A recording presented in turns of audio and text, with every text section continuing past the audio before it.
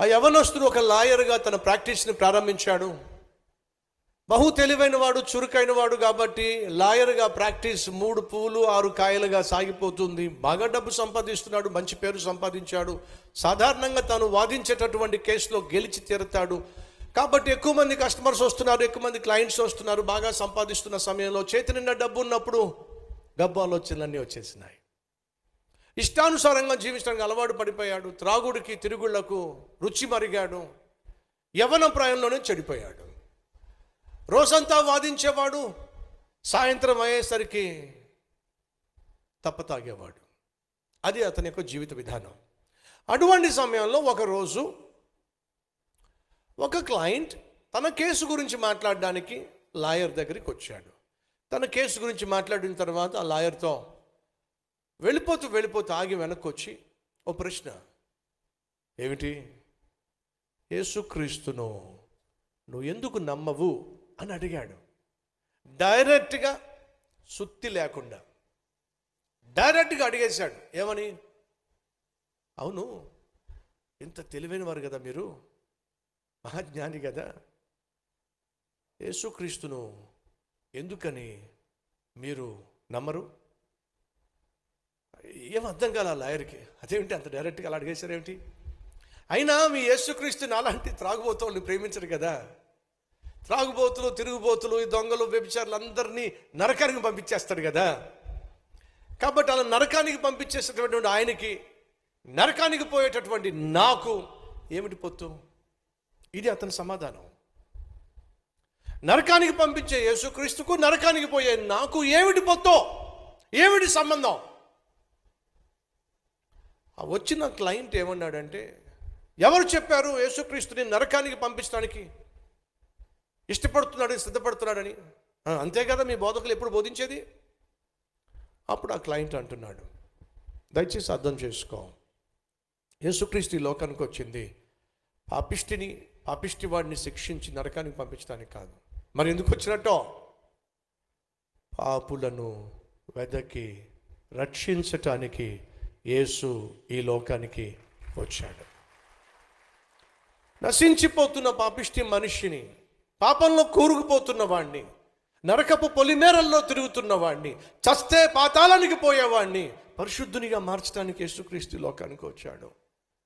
ఆయన వచ్చింది నీలాంటి వాడి కోసం, నాలాంటి వాడి కోసం.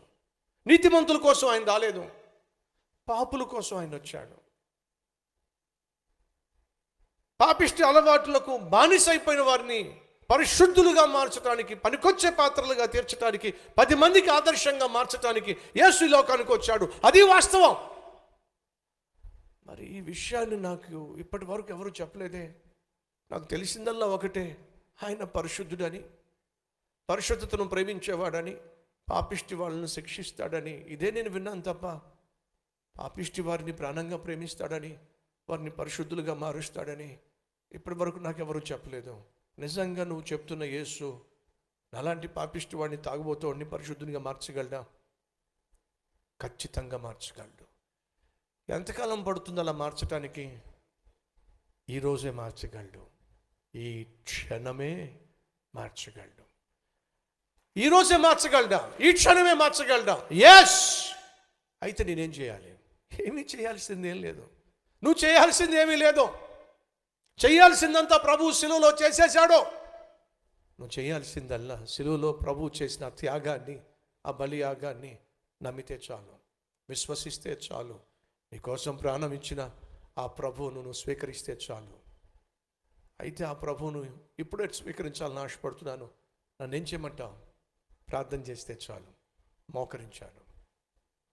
మోకరించి ఈ త్రాగుబోతోడు ప్రార్థన చేయగా, నువ్వు నా కోసం ప్రాణం పెట్టావట,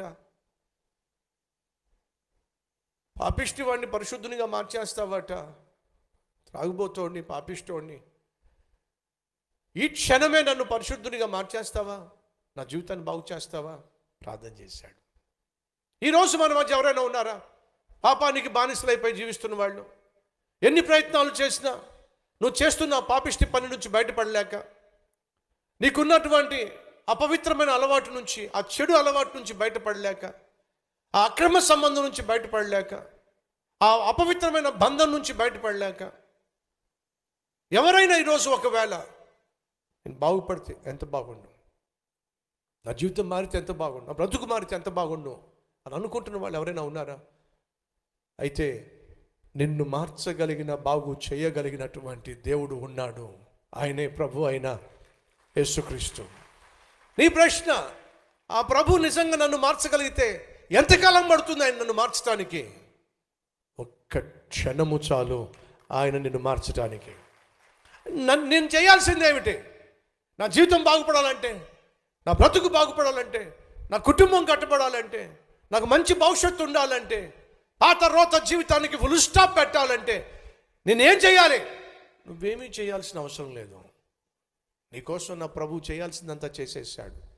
నువ్వు చేయాల్సిందల్లా మనపూర్వకంగా ఈరోజు మోకరించి ప్రార్థన చేసి, ప్రభువా, పాపిష్టి వాడిని, పాడైపోయిన వాడిని, పతనమైపోతున్న వాడిని, కానీ నువ్వు బాగు చేస్తావట, నా జీవితాన్ని మారుస్తావట నమ్ముతున్నాను. ఈరోజే, ఈ క్షణమే నా జీవితాన్ని బాగు చేయి, నా బ్రతుకును బాగు చేయి అని నువ్వు ప్రార్థన చేస్తే చాలు. ఇక్కడి నుంచి నువ్వు పరిశుద్ధునిగా ఇంటికి వెళ్తావు. అలా నిన్ను పరిశుద్ధునిగా మార్చుటకు, పరిశుద్ధునిగా తీర్చుటకు, బాగు చేయుటకు నా ప్రభువు చాలినవాడో, దానికి నేనే అసలైన సాక్ష్యం.